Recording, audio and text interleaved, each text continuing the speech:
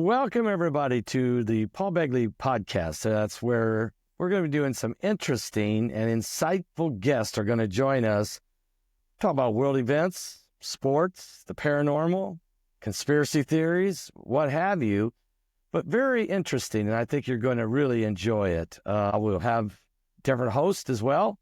Heidi Begley will be here sometimes. BC Begley will be here. But right now, today, it's me, Paul Begley, and my son, Paul Drew Begley, or Paul Begley Jr. How you doing, Paul? Great. How are you? I'm doing great today. Great today. This is our first episode coming out, so we kind of want to give you a little bit of background with it. So on our first episode, we had Clyde Lewis from Ground Zero. But just a little bit background about what we're trying to do. And we want to invite you into our living, not just ministry, but we also want to invite in a secular audience as well. If you didn't want to come to church all day with pastor, but you were interested about the other side of his life as well, you can come here. We really just want to talk to a lot of interesting guests. I mean, for the most part, this is going to be a guest format show with pastor's interest, Heidi's interest, some of my interest as well. And people that reach out to us are more than welcome for us to finally meet them or meet them for the first time and hear more about them. Yeah, I like what we're doing here, Paul, and that is to broaden our scope of audience, to reach a broader audience, I believe, with several different subjects. And at the same time, we're showing them that even though in ministry we are always instructing people or we're trying to guide people toward Jesus Christ and toward their faith to understand God's relationship with them and them with God. But also there are multiple subjects that we encounter on a daily basis. And of course, some of them we like to explore even, whether it be conspiracy theories, the paranormal, or some other type of new technology and new advancements of medicine, you name it. We'll get into everything. Heidi, with her background, of course, as a registered nurse, yours with a military experience. I think that we're going to be able to hit a broad spectrum of subjects and guests that we'll bring on that can be very stimulating and very thought-provoking. It's going to be a lot of fun. I think, and I like it. It's a really relaxed, and I think those of you that are listening out there, we want to reach you, and just about anything you could think of, we're going to talk about it at some point on this podcast.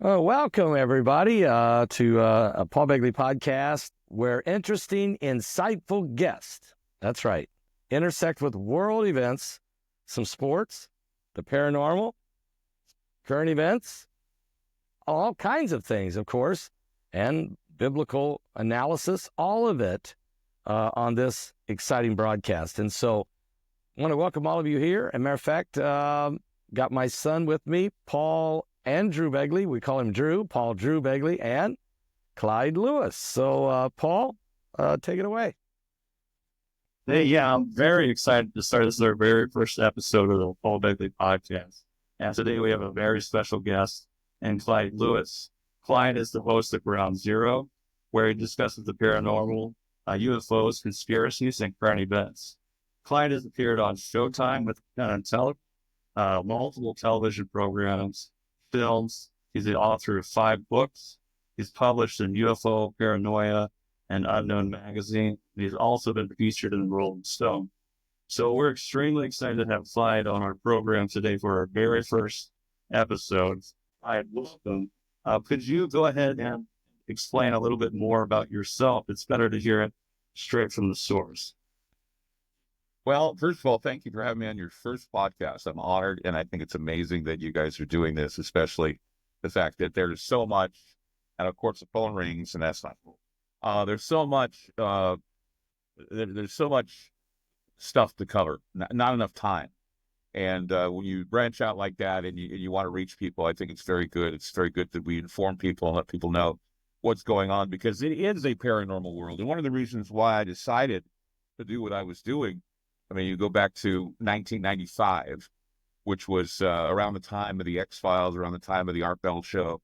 I was working as a rock jock, and I was offered a opportunity to do a radio show. One of my news colleagues said that he couldn't do his talk show, so he says, "I'm giving you the weekend, do what you want with it."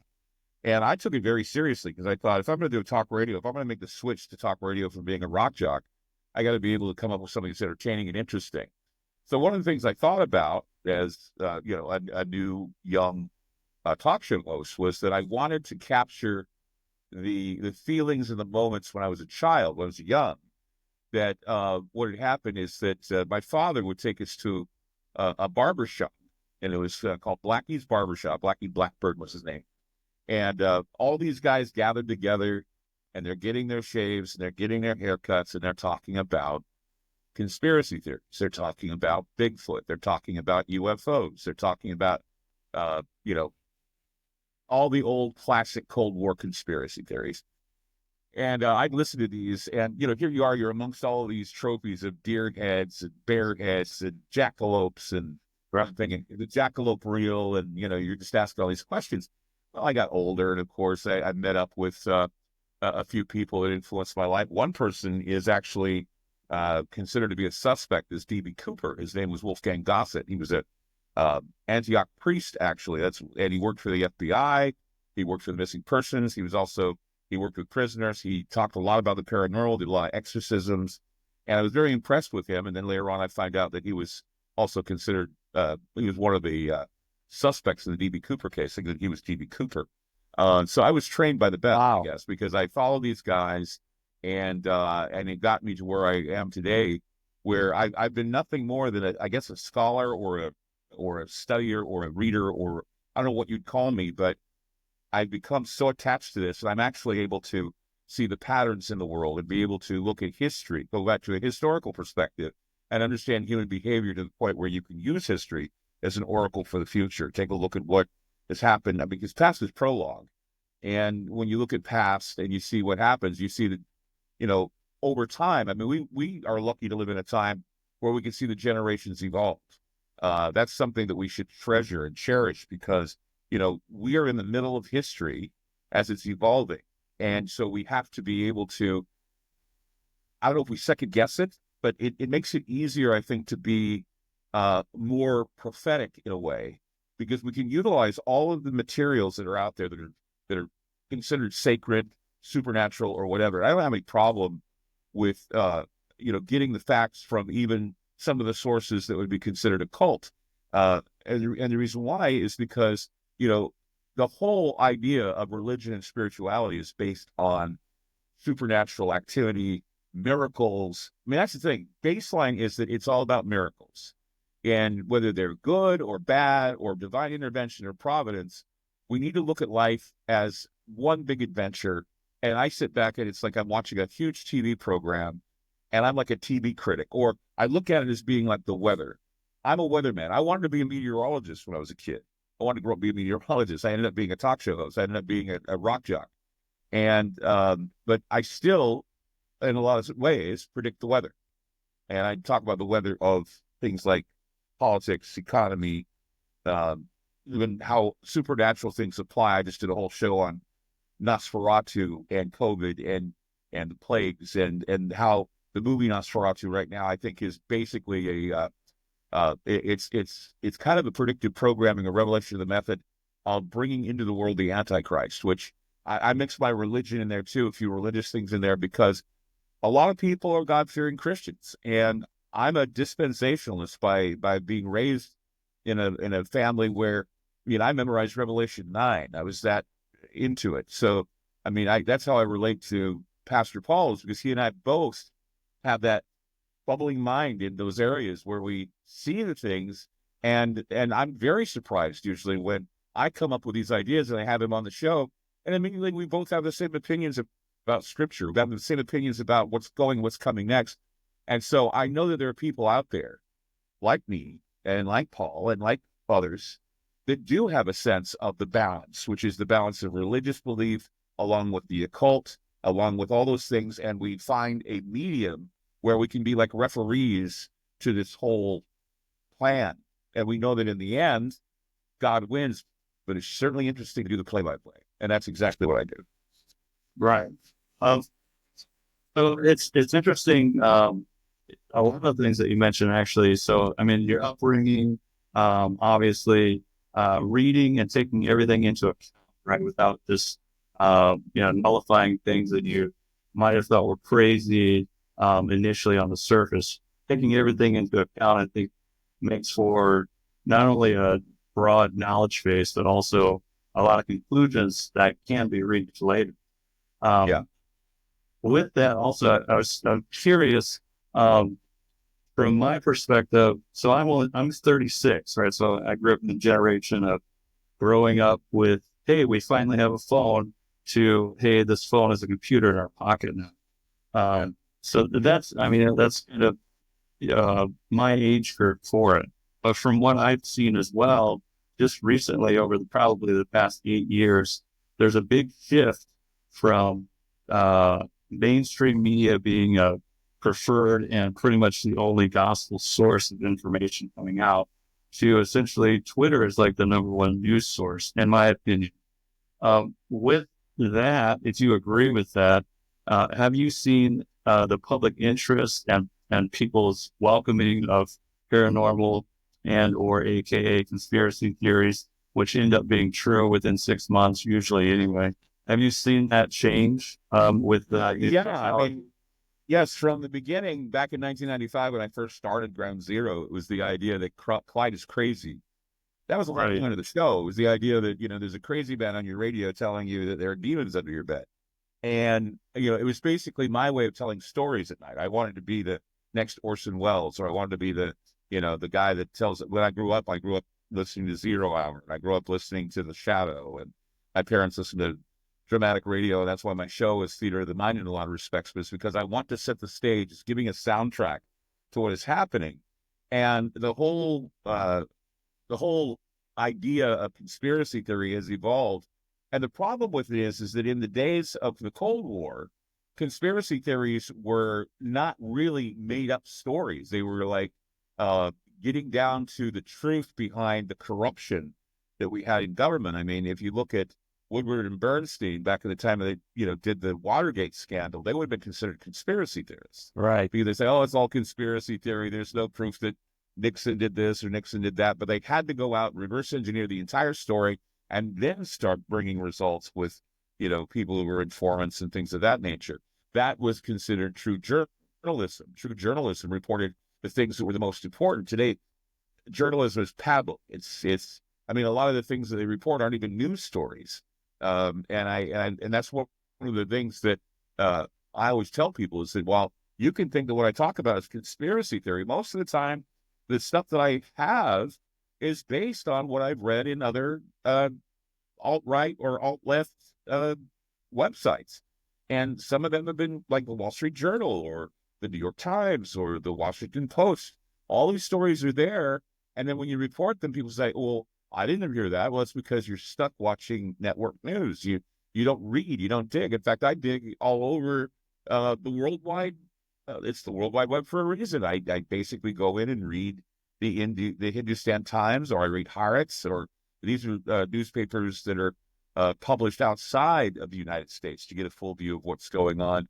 And a lot of the time, the bias in the United States it's propaganda, most of it. And I don't think that people understand propaganda. They weren't taught to recognize propaganda when they were in school. They weren't taught things like this in schools. They were just taught to listen and obey.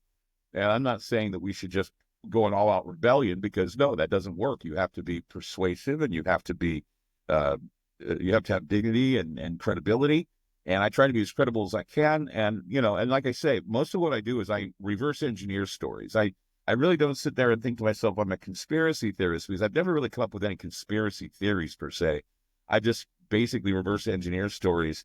And I give people, I mean, even some of the conspiracy theorists out there that have a bigger, I guess, presence than I do. I mean, I have a big presence because I've been around a long time. It's tenacious patience is what I've had. Really.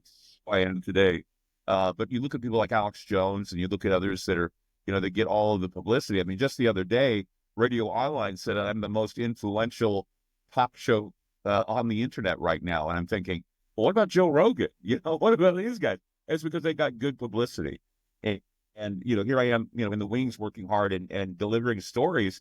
And most of my research is all across the board. It's like a collage of all kinds of things that I read about and I see and I talk about. And it's just because of the fact that some of these things, I can see a pattern in this that I think in the end is going to eventually, like you say, a conspiracy theory, give us 6 months and we have the truth. I see it the same way, because what I'm reporting is the stuff that's buried and no one finds it, these little gems, and I know how to piece it together because of something I've read. I read a lot. I talk about these subjects a lot. So I'm pretty much, immersed in this. And, the best way to ignore it is to watch Family Guy or something to get out of my head. But in the meantime, I just, I'm immersed in it all the time.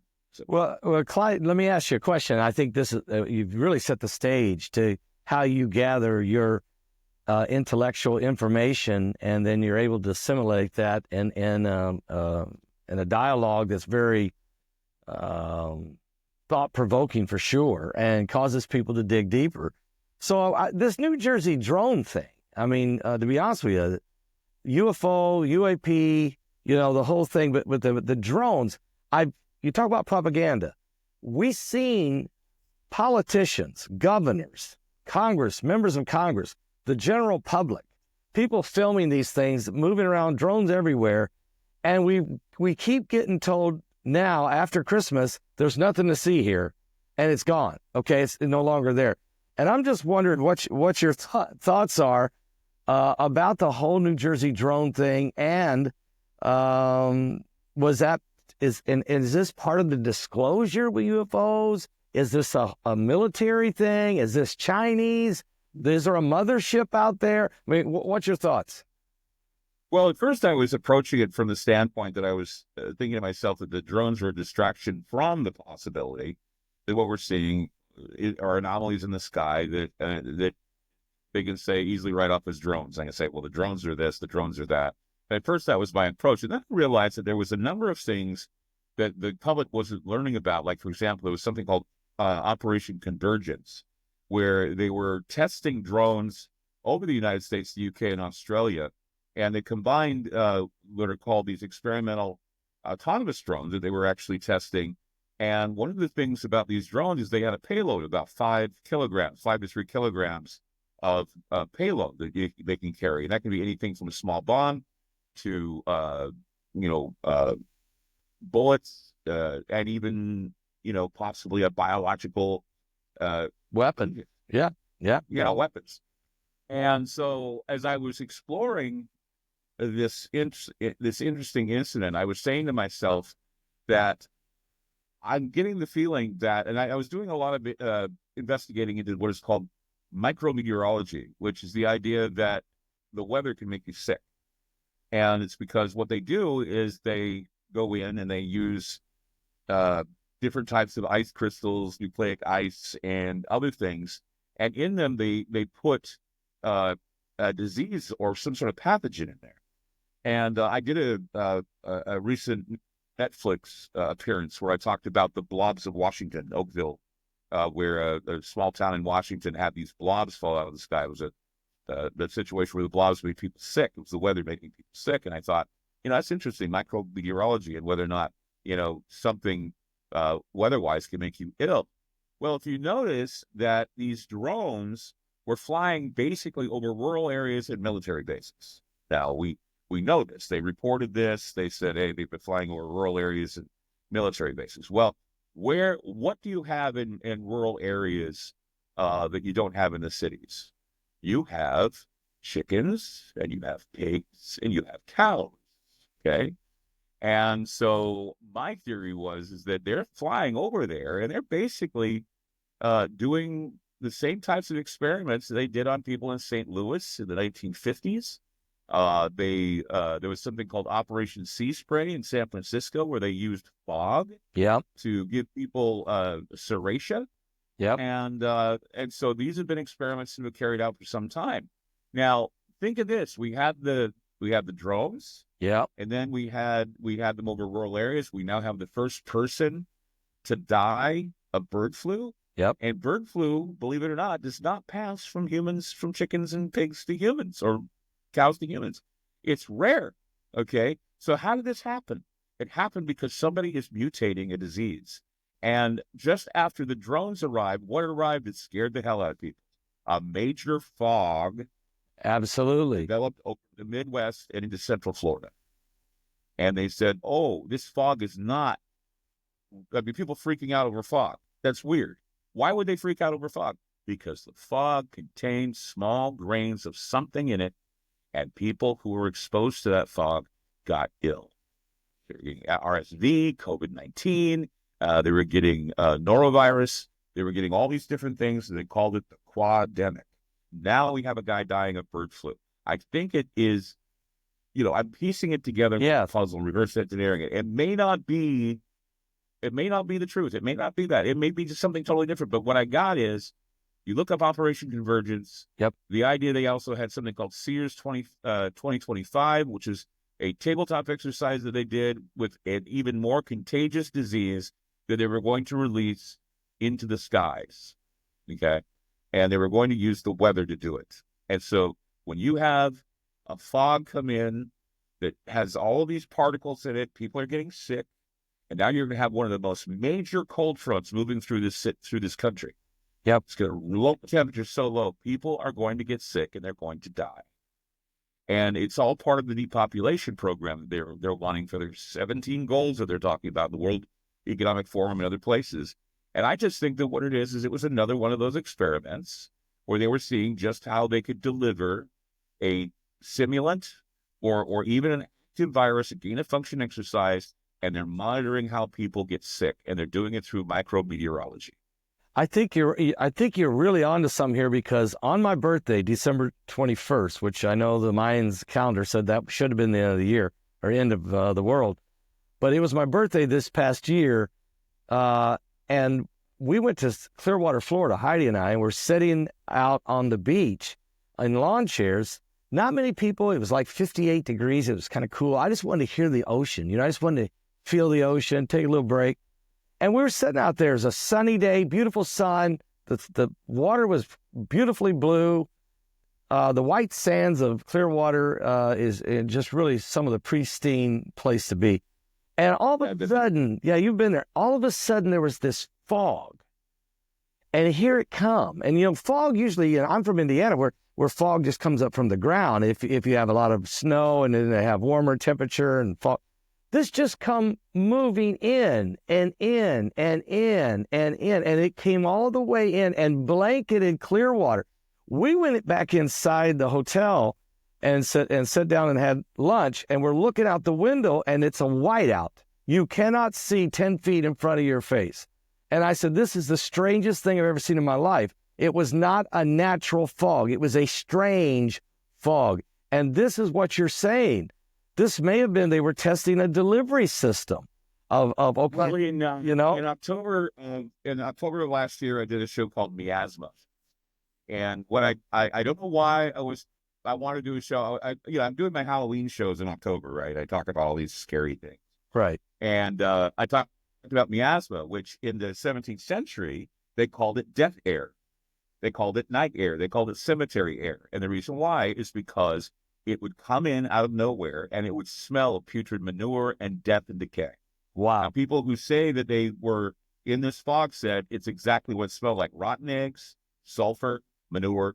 I've heard all kinds of things. And then the little particles. Now, I was reading somewhere that they were explaining the particles as being part of a Saharan dust storm, that somehow that, along with the fog, mixed together. BS. Yeah, no, I don't buy that, no.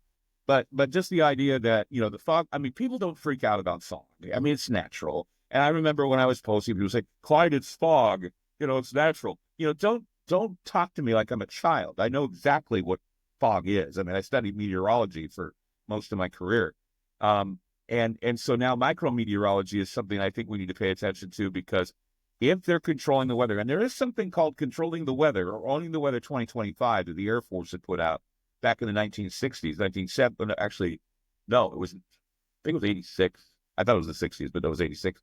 They were talking about how they could control or own the weather by 2025.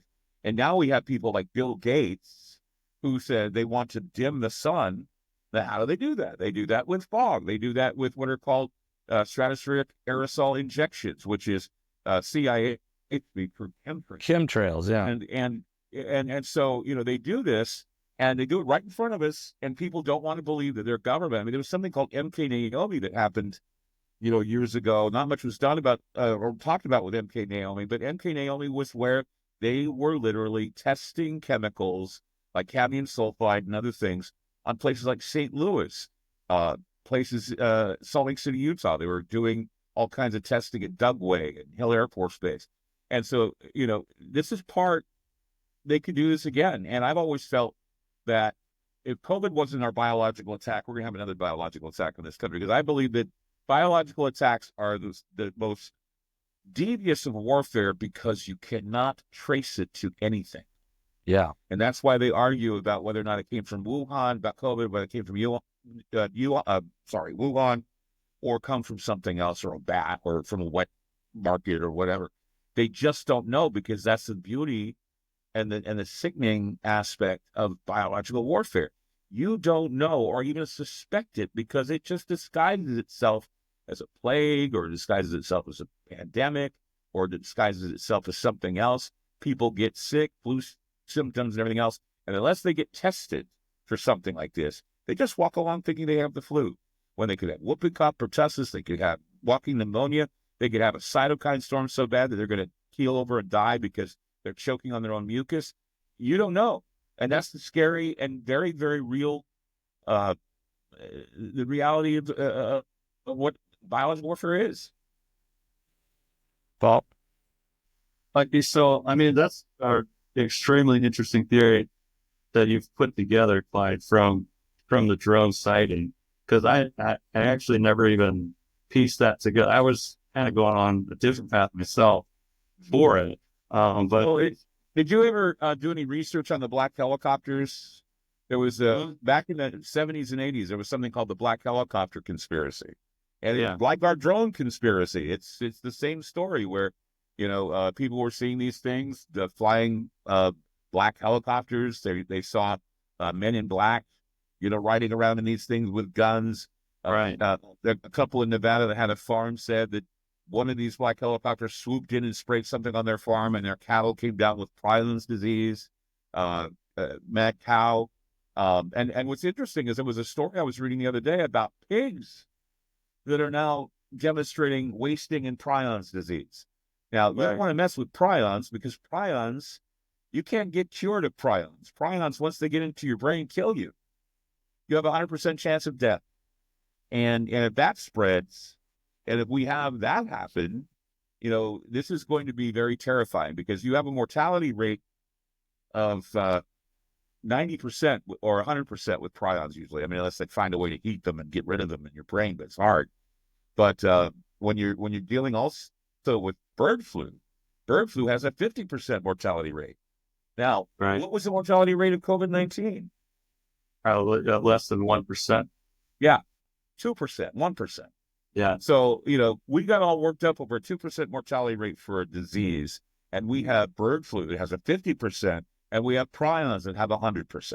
And these are the things that are waiting in the wings. I'm sure they're going to use to threaten us, because you heard Peter Hotez said that on day one, he said the 21st, Trump is going to have to deal with all of these things that could easily become pandemics. They're waiting for an opportunity to do this again, and they're going to do it again. And if they do, we as the American people should wise up, find these people, and treat them as war criminals.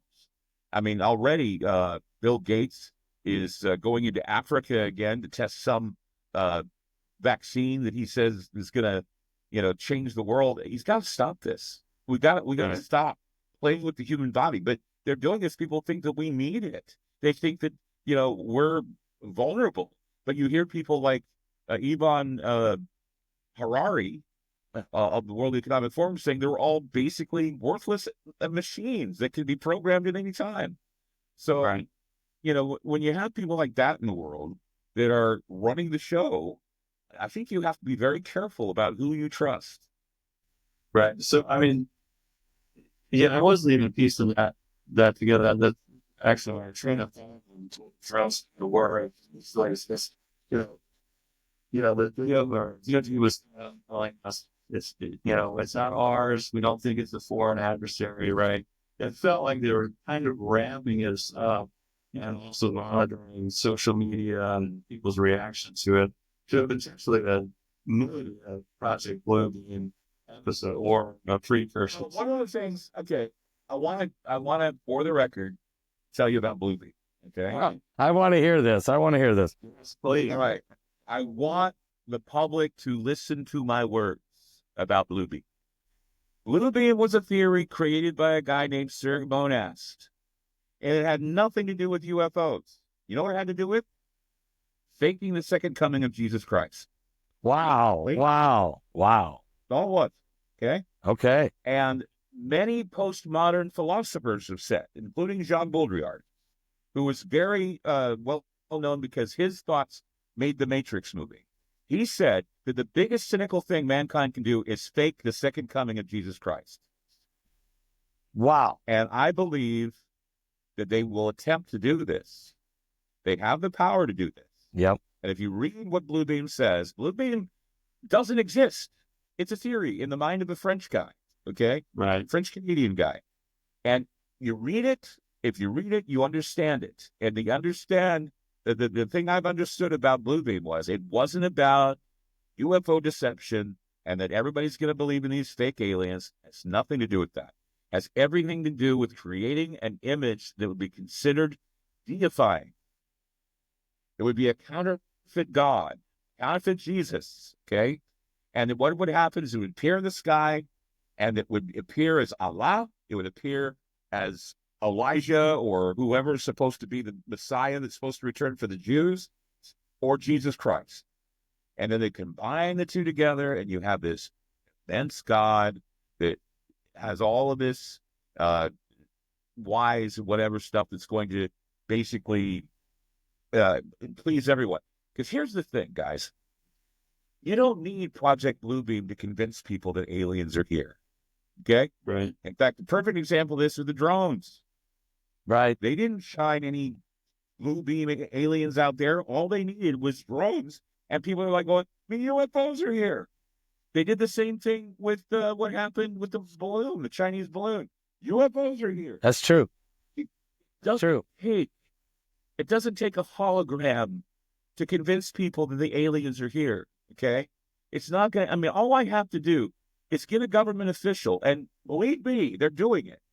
You get a government official to just say, we have the bodies, we have the flying saucer. Biologics. We have the UAP. And biologics, that's all you need. And if you want to even go further, all you need is someone like a president or a world figure saying, we just got the message from space that the aliens are coming in 25 years and we need to prepare the planet. Wow. Right. All we need. People will believe that. People will believe that if one of the world, Ronald Reagan said that in a speech he gave toward the end of his presidency on the podium of the United Nations. He said, maybe the only way we're going to have world peace is if the aliens come and are threatening us. Maybe that'll pull us together. He made that scenario, but Walter von Braun actually said that will be the strategy. Walter von Braun, and this is the thing, is Carol Rosen is the woman who made that statement. Right, his secretary. And people don't know that she made the statement at the UFO Congress. Yep. Okay. So she was there talking about aliens existed. Yep. The thing that was the fake thing that she talked about was the alien threat. That's the part she made up, or he made up, whichever. He said the alien threat. The last card would be the alien threat. Yeah. So what she meant was, and this is how I took it, that the last card would be telling people that aliens are a threat and that we need to militarize outer space. And she, along with many other people who do not see aliens as a threat. Okay? Yeah. Stephen Greer, he doesn't see aliens as a threat. He sees them as like our brothers and to come down and save us from ourselves. A lot of people see it that way. That's where I have my problem with this alien stuff, is when it turns into this, they're here to save us. I believe that we need to basically think to ourselves, they're not here to save us, they're here to eat us, okay? We have to take that stance until they prove otherwise. So you're saying that there's going to be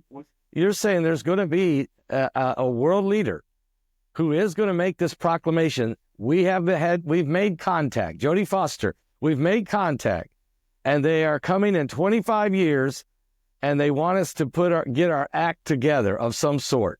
And you're saying if it's a president of a nation or a prime minister or somebody of great respect and understanding, if that happens, the whole world, and then other world leaders will start to gather and join in with the process. That will convince what percentage of the population you think? 75%? I mean, look at how many people believe in something as elusive as climate change. Oh, I know. I know. Yeah. The thing is, the planet is burning up, and people will go, "Oh my God, the planet's burning up!" Yeah. And all these scientists that are saying it, and yet I don't think there's any proof, really. I mean, you just heard about the ice caps increasing again. I mean, we're still dealing with climate and weather like we always have. The planet is a very violent place. We live in a place that's prone to earthquakes, tornadoes, floods, hurricanes. Nothing new, but they want to make it a scare thing. They want to scare you. You look at snowstorms now. They treat them like tornadoes. Yeah. They take heat warnings at 80 degrees. It's 80 degrees outside. It's a heat warning, guys. It's 80 freaking degrees. When we were kids, we loved 80 degrees. I love 80 degrees. Sorry. Yeah. Stay indoors. 80 degrees. No, this is how bad it's getting. And so if you have an authority, whether it be the news or somebody in authority, if they were to come on TV tomorrow, okay, somebody like Donald Trump or whoever on TV tomorrow, and said, "Ladies and gentlemen, I have an announcement tonight. We do not have any aliens per se here with us now, but we've received information from the top scientists that the aliens have communicated with us, or people from outside this galaxy or some interstellar place somewhere, being, right? Somewhere, has communicated with us and say that they want to come to this planet in 25 years or in 10 years. What are we going to do to prepare the planet? We have to clean up our act. And the way we do this is we have to have cleaner water, cleaner energy, no fossil fuels, blah, blah, blah, blah, blah, because they want... I mean, I was just talking about this last night about the vampires. You know, I had a dream the other night, okay? Here I am, I'm asleep on the couch watching a TV show that I was binging. Fall asleep, and I see on the TV in my dream, MTV 1983. Now, we're all, you and me. Yeah, I know. We lived in the era of MTV. Right. Stay out of school, right? Right. It's great. Here's watching the MTV. Here is the MTV 1983.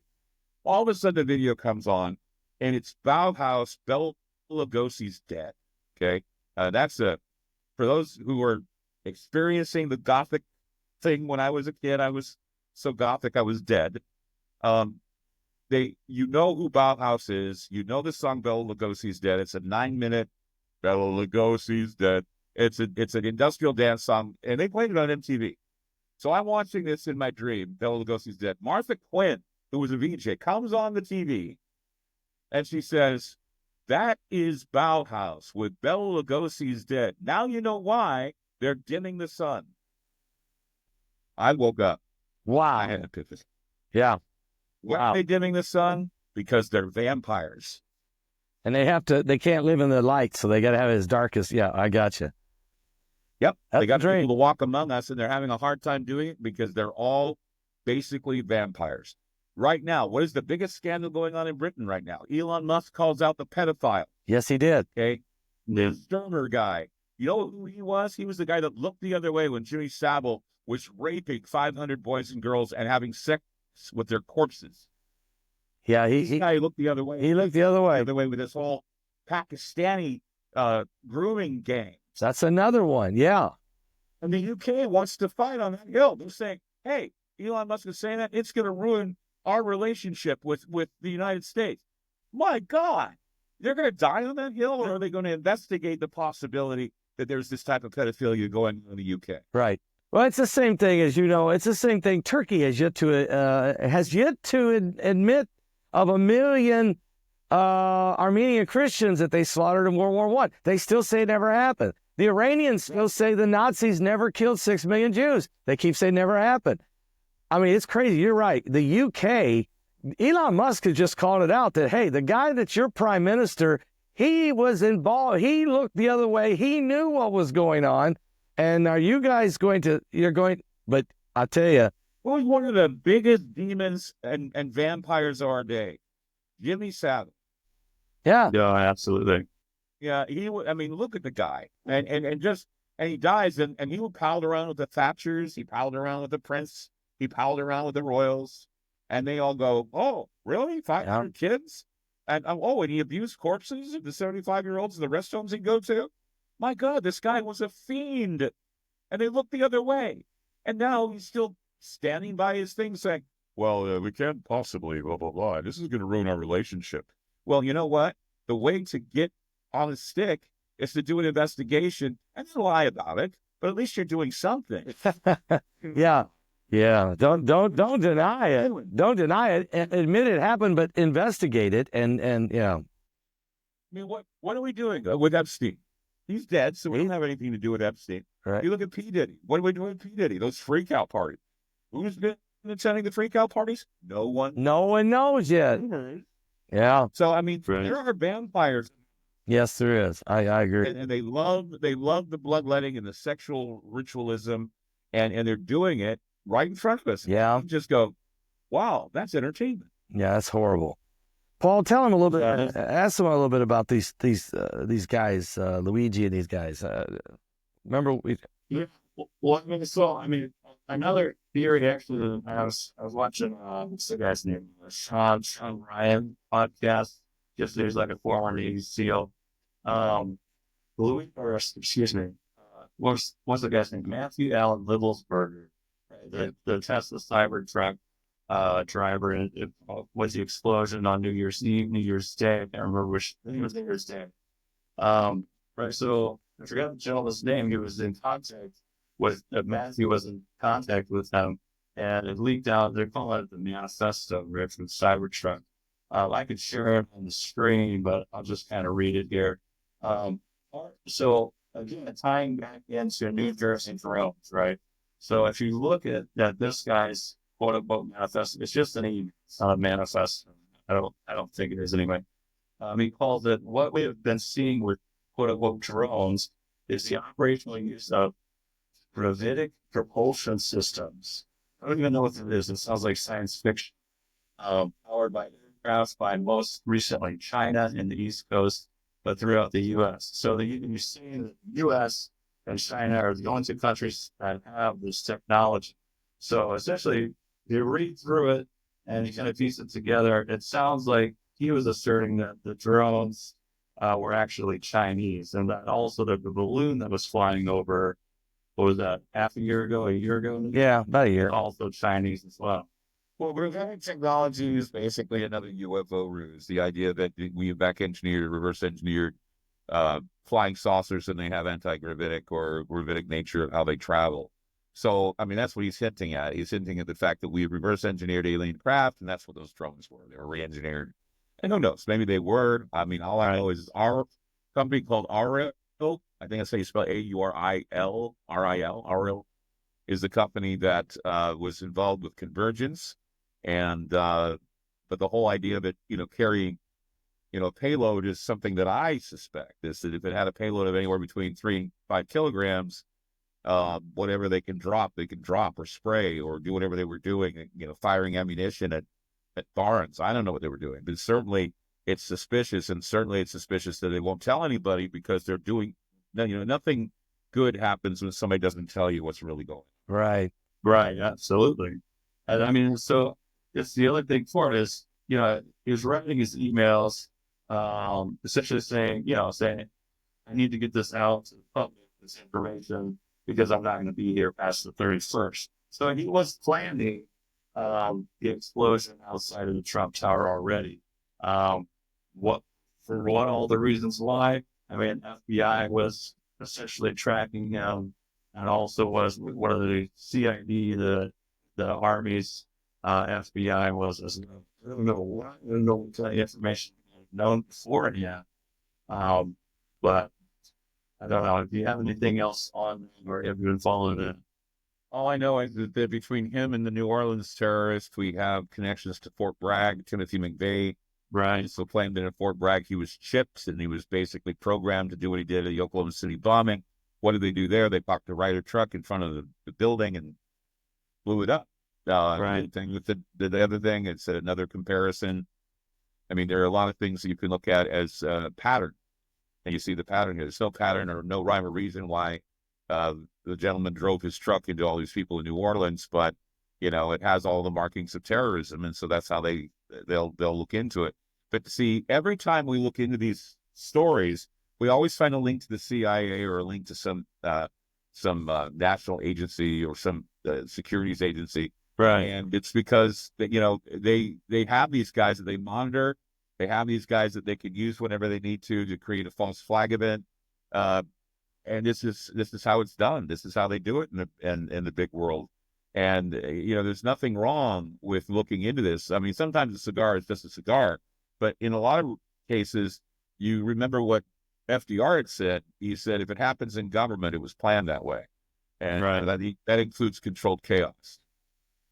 Right. So that's before I was starting to read into his emails yesterday, I was suspicious of, well, maybe this guy's MK Ultra, but also I was listening to one of your recent shows as well, where you were talking about Luigi Mangione, right? So I was like, man, I don't know. A lot of these big events, but also a lot of these guys that people can actually recall their name as a killer or something crazy that they've done. A lot of the times it could be linked to MK Ultra. But I think one of the best books that I've read recently was by Tom O'Neill. It's The Chaos, Charles Manson in the 60s. I don't know if you've read that. But essentially, they were linking Charles Manson to MK Ultra as well. Well, I believe the show you were talking about was the 286 show. Yeah, 286, Luigi Mangione. Yeah, Mangione. And I compared it to what Charles Manson told his girls to do when they murdered in the Tate LaBianca murders. He said, do something witchy. Right. And that means leave behind a calling card, because that gets him to talk, you sort of think. And he did that with his Helter Skelter murders, and he left behind all kinds of clues, like he listened to records backwards, or, he heard the devil, he heard Helter Skelter and all this. That's the witchiness. And they do that. And it's all part of a way to create more trauma, to make it look like it's an occult killing or a ritual killing. It basically takes a story and makes it bigger. And there's so many different opinions and so many different ideas. And sometimes ideas are published and people with a lot of clout get their stuff published. And when they do, it's the end all be all conspiracy theory at all times. And that's what happens, is that somebody, who is a respected or possibly a very important figure in the conspiracy world writes something or says something, and immediately it becomes canon. I don't necessarily believe in that, and that's probably one of the reasons why, a lot of the times people are afraid to talk to me, because I will call it out and I'll say, well, think about this for a minute. It's because I just don't.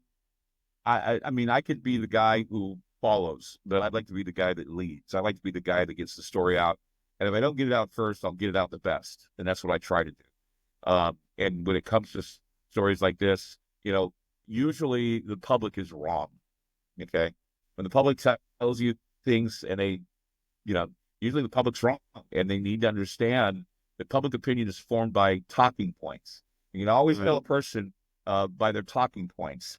And, and it's because, I watch the news, every channel, Fox, MSNBC, CNN, terror channels, I don't know, even News Nation, and all these other, so I don't watch OAN because it's silly. But just the idea that, you can always tell a person by their talking points, because you can hear coming out of their mouths the things they heard on Fox, or coming out of their mouths the things they heard on CNN, and they're going, can you give me something that's more than just the talking points that were just, thrown up by Anderson Cooper? Can you tell me something more about this than what you heard on morning show or, Rachel Maddow, who told us that, the COVID vaccine would kill COVID completely, never did. You wonder why she got a pay cut. These guys have been lying for a long time. Okay. They've been lying, and it keeps people like me in business. And that's as long as they keep lying and they don't report. Yeah, you're sort of, Clyde, you're sort of like me. The devil has kept me in business my whole life. Well, I'm going to finish him off in the end, I hope. When you talk about misinformation, and that's what we've been being fed, they say that we, alternative media, that we're the misinformation agents. But the truth is, the misinformation has been coming out of mainstream media, print media, television media, radio media forever. And I always say this, and maybe looking at it from a biblical standpoint, you have to have a baseline. Okay, so I take the Bible, let's say I take the Word of God, and I say, all right, that's truth, absolute truth. Let's make that a baseline. And then everything else, let's bounce off of it. Now, I know that's not what the media likes to do. They don't even want to believe that the Bible is the baseline. Okay, they don't want a baseline. And so this is what kind of creates a breeding ground for conspiracy theories and talk. But the talking points that you're saying, that it's somebody in a dark room somewhere. They create 7 talking points for the day. This memo must go out to every news agency because you hear the same, they like parrots. They're just parroting the same thing. Nobody has anything intellectually stimulant to say. They can't tell you how they really feel from their inside because they're reading it off a teleprompter. They're not having a show like we're having right now or a broadcast like we're having right now to where people who actually have some common sense and ability to read and understand and reason can have a dialogue like we're having that can help people understand what is the reality of the craziness that we're seeing. And so in this misinformation media world, Clyde, how do you keep your sanity and how do you manage yourself through all of those voices to bring out great content like you do? It's hard to do. It really is. It's exhausting. Actually, my wife doesn't understand that. She says, all you do is sit and write, and then you go to a show. That's easy. No, it's really taxing on the head, and I don't think she understands that. But I mean, yeah, you're talking about mainstream media. The days of Edward R. Murrow are gone. Yeah, it's over. And remember Walter Cronkite? Oh yeah, as a kid, I remember him. Yeah. Did you ever know what his politics were? No, I did not.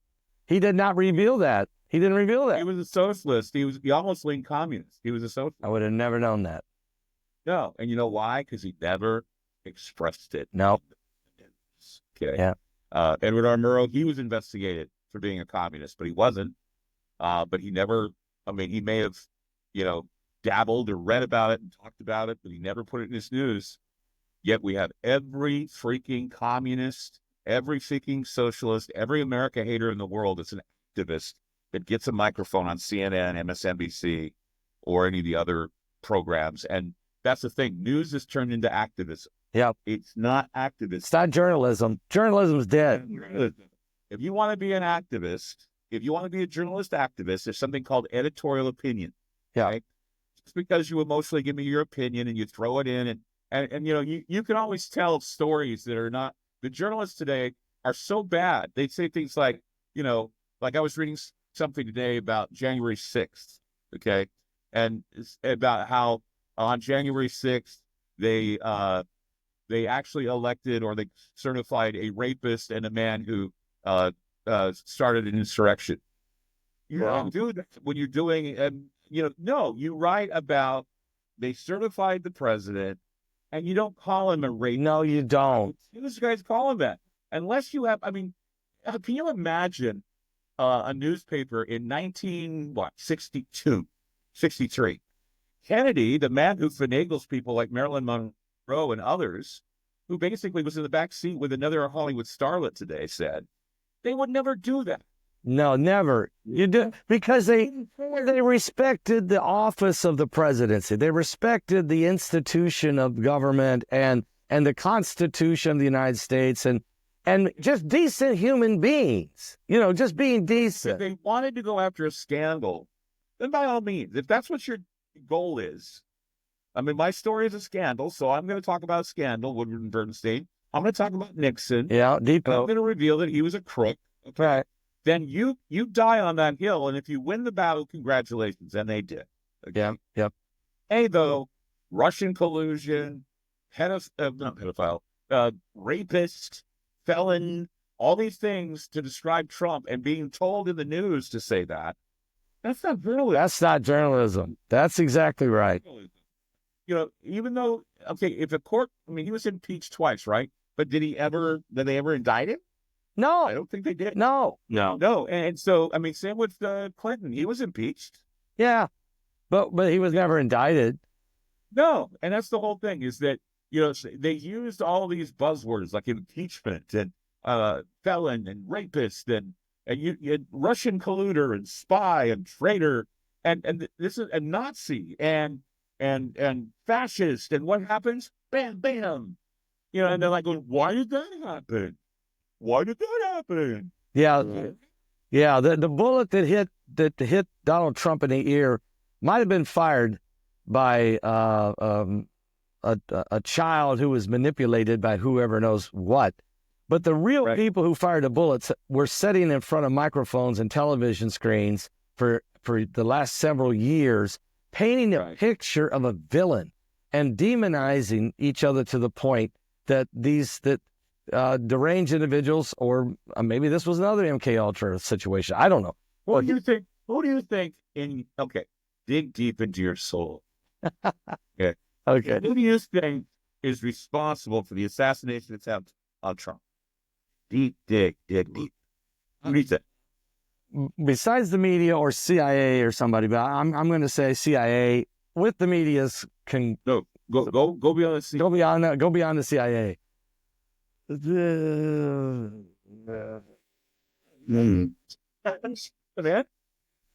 puppet master. I don't know. The puppet masters. Puppet masters. Well, who are they? The buck stops at the President of the United States.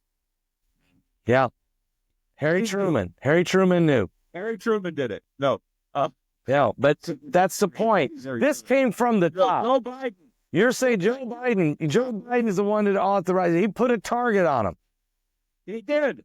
I know. He said it. Nazi. The minute he called him a threat to democracy. He put a target on him. That's right. And yet Trump gets ridiculed for saying, let's go down to the Capitol. And then later he says, and they take it out of context, let's go peacefully to the Capitol. They didn't put that. They didn't put that in the report. That's not in the report. We heard loud and clear about who the damn Nazis were. Right. Who the threat to democracy is. So if you're a kid out there and you have nothing to lose, climb up onto a barn and shoot the president. Yeah. Yeah, you're right. You're right. You're right. And when whatever happened to the story? Gone. Oh, it's it's over. Hey, I got go ahead, Paul. I mean, that's just going to have the reason they do that, because even if, you're a chairperson that actually reads multiple different news sources, watches multiple different things, right? Even if they continue to say these buzzwords that you just rattled off by, and we all know them because we've heard them 1,000 times, it's still effective. Even if you don't believe it. That's true. In the back of your mind, you're subliminally being told these things over and over and over again. So even if you know that's a lie, that's not true, you still have this belief. You got a bad seed. They're planting bad seeds. They're planting seeds in people's souls that fester. I mean, I really, really am very cynical about President Trump. Not that I don't think he's going to be a good president, because he did a good job, or his best job as he could under the circumstances when he was president. But I think this is a setup. I think that we're being set up for something, and it's going to shock everybody. And it's just because it happened too quickly, too easily, and everything seems to be a mishmash of a dumpster fire that will never be put out. And Trump will try, but in this political purgatory we found ourselves in between the time of the election and the inauguration, you look at what happened during that time period. We increased our problems with Russia. We increased our problems with Syria. We left a mess for Trump to clean up. And it's not going to be easy. No. And people are going to lose faith. Because look, if you look at Europe with Russia and Ukraine, and you look at the Middle East, it looks like it's a time bomb ready to blow up. You look at the inflation and the migration and then all the frustration. You're right. We have great hopes and dreams for Make America Great Again, but the truth is, look what a mess this man is inheriting. And how in the world is he going to be able to pull off all the promises and things? He's going to have to be Houdini to make this happen, and he's tied up in knots. Be satisfied. They're never satisfied. I mean, he could find dandelions on the moon and no one would care. Right. That's how bad Americans have become. It's like, hey, we've got dandelions on the moon. Oh, who cares? What? Dandelions have grown on the moon. That's the way we are now. I mean, unless we can afford putting food on the table, unless we can have the money to go to Disneyland, we don't care. Yeah. We don't care about other issues. So let's look at the future. We got 4 years of Trump. We got AI taking over everything. And I'd just like to get your opinion now on, Mike from the World was on my show last week where he said, let the secret out now. There's an AI brain that has been running the war for Ukraine against Russia. It directs every drone. It can direct every plane. It gets on the phone. It talks to the generals on the field. There's an AI brain that we've been using to run the war. It's partly why Russia's had such difficulty, but we're never going to let Ukraine win, just slow Russia down. And we're learning. This thing's 15,000 times smarter than Albert Einstein. So do you see our world, AI taking over? What do you think is going to happen in the next 4 years under a Trump? Trump's the president, okay, but with all the technology, AI, and all of its, for instance, I'll give you what AI did in my house yesterday. I'm in my desk and I'm printing stuff, and I notice my printer says to me, you're almost out of ink, okay? You're not out yet, but you're almost out. It's on the little screen. I never say nothing. I just keep working. Later that evening, I'm sitting there in the living room with my wife watching television. She gets an email from Alexa that's in the kitchen. Alexa says, Heidi, you might want to check your cartridge in the printer. It may be getting low. It might be time to order. Which means Alexa is talking to the printer in my office and telling Heidi in an email she needs to order more ink. I never said a word about it. Heidi never seen it. Here's the email. So AI is starting to change the way we operate and think. What do you think, Clyde, is the future in the next 4 years with AI? I think that AI is going to be a machine that we let control rather than us controlling it, unless we are able to get together and come up with ethics regarding AI. It's a toddler right now that we're playing with, a toddler that can get away with a lot of things. And unless we rear it and treat it with respect, it's going to, I owe my non-founded math skills on Texas Instruments. Yes. I don't know math jack, right? Why? Because of Texas Instruments. Thank you for the calculator. It didn't teach me how to work out problems. All I know how to do is push the button. Whatever. Yeah, all I know is to push the button.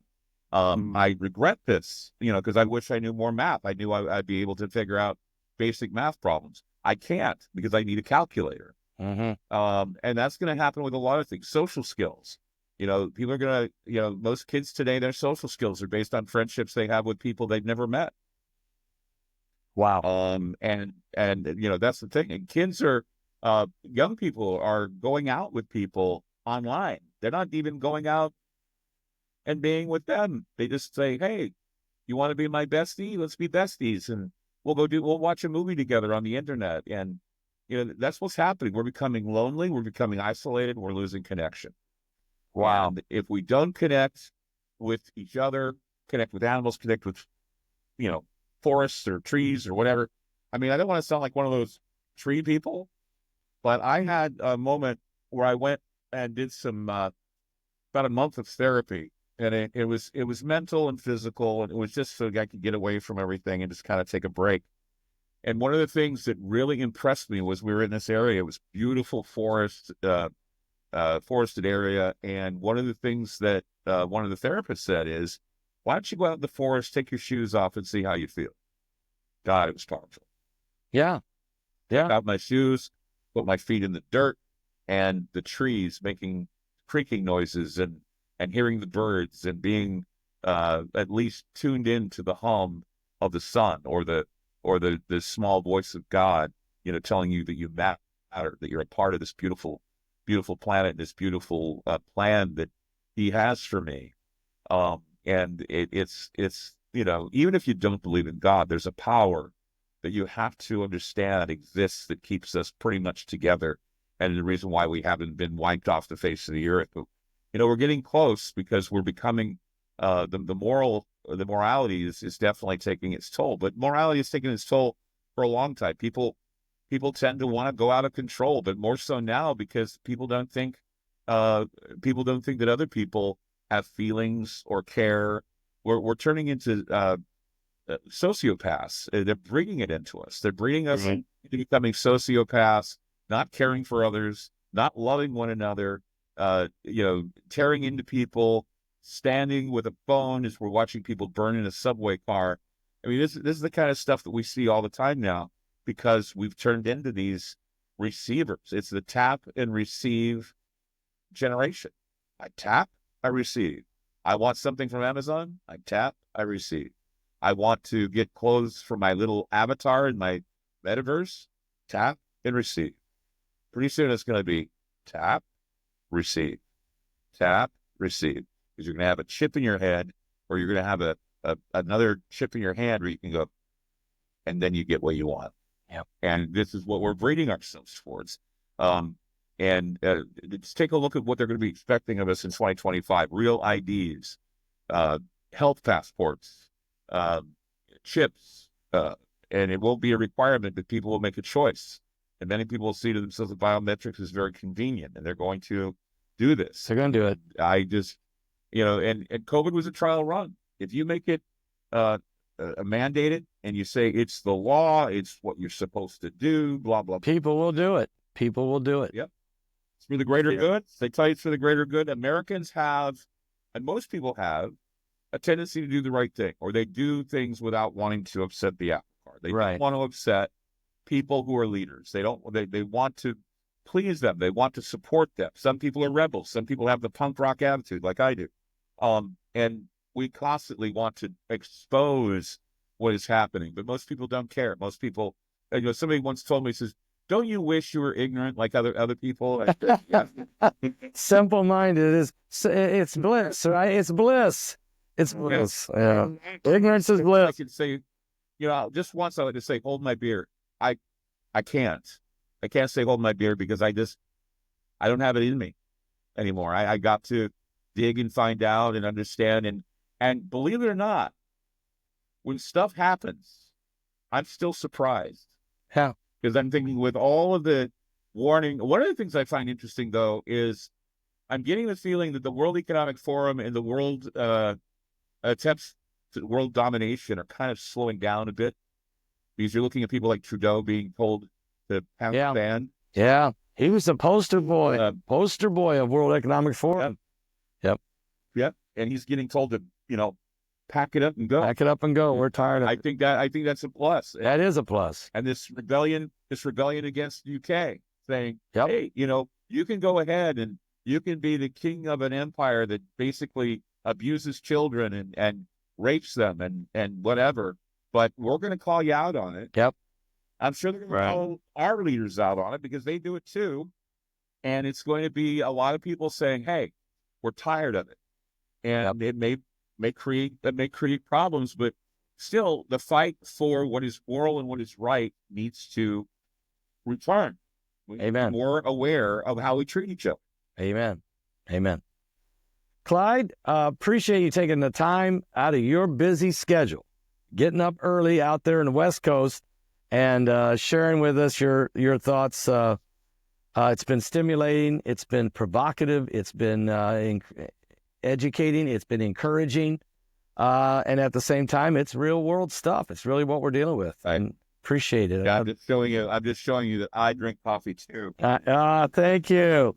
I have to see if you're more wired than I am. I'm pretty wired, but I think you are pretty wired. So and Paul Jr. I just spent a week in Virginia with Paul Paul Drew here, Jr. Hey, Drew? Yeah, and yeah, he likes his coffee too. So yeah. Oh, absolutely. Stay warm. Yeah. Before we go though, Clyde, can you just let everybody know where can we find you at if we want more Clyde Lewis? Well, I'm all over the internet. I'm also on radio stations across the country. However, I don't know what radio stations or who, but I do get phone calls. So that means I'm broadcasting to somebody.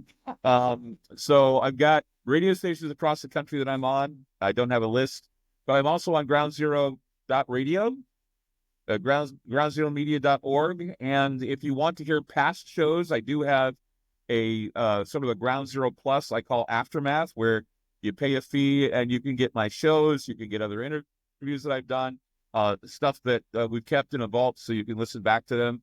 A lot of people love that service because they're able to download a lot of shows, and they basically load them into their phones and listen on the way to work or on the way on long trips, and they say it just takes the time away. So if you want to just get lost in the mind of Ground Zero, or if you want to keep your mind at Ground Zero, then you go to aftermath.media and subscribe today. And you'll even hear Pastor Paul Begley on some of the shows. Yeah. I must say, our listeners vote you our number one most favorite guy to have on the radio. Yeah, it's amazing, Clyde. You've told me that before, and I'm like, I can't believe that. But I know one thing: I love being a guest on your show. It's a great show, and people really enjoy. I got people in Birmingham, Alabama, who tell me I can't believe it because they listen to you every day out of Birmingham on a radio station, and they say, "Can't believe you were on the show with Clyde Lewis." I mean, it was amazing. I think one of the best endorsements, I don't remember when it was, I was watching your YouTube ministry. I swear to God, you were quoting me. I probably was. Started quoting me. I go, I got to give this guy a call. I go, if he's quoting me during his sermons, I love this guy. Yeah. Well, and you and I met, and yeah. I just, like I said to Drew, I love you, and I love the opportunity. But Paul, you know how much I love you. I think you're a wonderful human being. Hey. And I love what you're doing, and I love your fire. I've seen your sermons. If you want to see a guy preach, this guy's the guy to watch. He's amazing. Well, thank you so much, Clyde. We love you too, and thank you for coming on, being on our first podcast that we're doing. So thank you so much. Fantastic. Good. Thank you. All right, folks. I hope you've enjoyed it. God bless all of you. Thank you, everybody, for joining us today on the Paul Begley Podcast. New episodes will be released every Tuesday on all major podcast streaming platforms. For a video recording of this episode, you can watch and subscribe on our YouTube channel at Paul Begley Podcast. Hey guys, we want you to connect with us. Follow us on X and Twitter at Paul Begley Pod. We'd love to hear your questions you want us to answer on the show. For additional Paul Begley content, go to our website at paulbegleyprophecy.org. If you've thought about it, we'll talk about it. Paul Begley Podcast.